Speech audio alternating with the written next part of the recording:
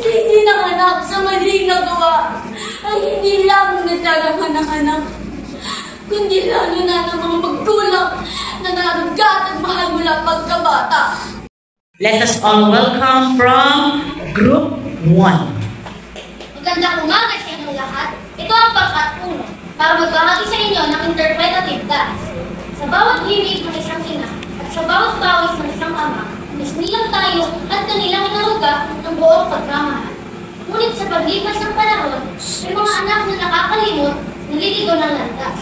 Sa pamamagitan ng interpretative dance na ito, ating ipapakita ang paglalakbay ng isang anak mula sa pagkalinga, sa paglayo at pagkakamali, hanggang sa pagtuklas na ang tunay na tahanan ay nasa bisig ng ating mga magulang.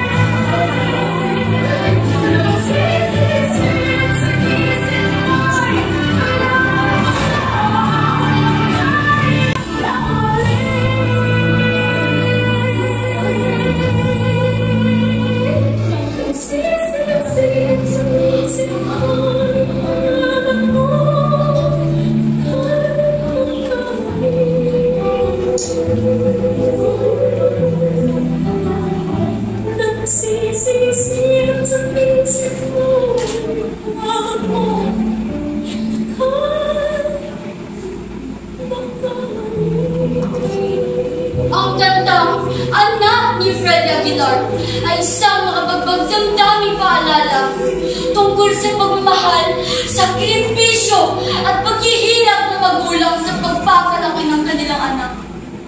Ngunit sa kabila ng lahat ng kabutihan at pangarap, may mga pagkakataon ang anak ay nagkakamali, napapalawala at naglilimo sa tamang landas.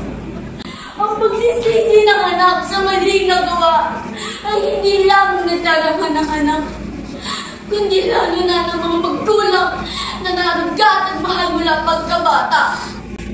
At sa huli, bilang kabataan at bilang anak ng bayan, nasa atin ang pag-asa, ang ating pagsisikap na maging mabuti, pagrespeto at pagmahal sa magulang, at pagtutuwid ng pagkakamali, ang siyang pagtunay na tayo tunay ng pag-asa ng bayan.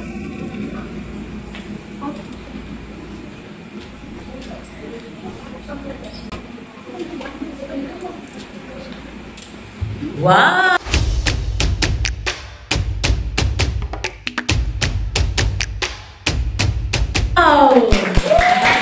Congratulations, Almira's Group.